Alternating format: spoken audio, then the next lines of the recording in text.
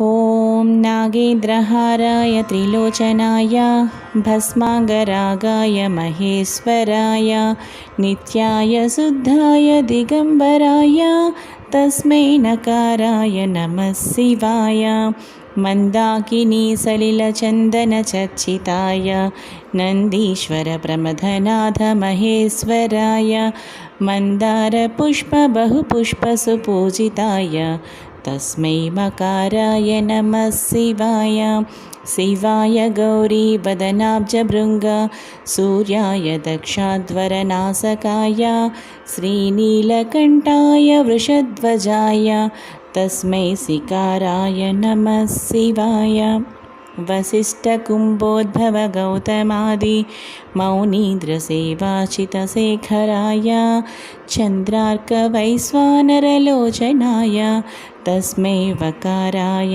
नमः शिवाय यक्षस्वरूपाय जटाधराय पिनाकहस्ताय सनातनाय दिव्याय देवाय दिगंबराय तस्मै यकाराय नमः शिवाय पंचाक्षरमिदं पुण्यं यः पठेत् शिवसन्निधौ शिवलोकमवाप्नोति शिवेन सह मोदते।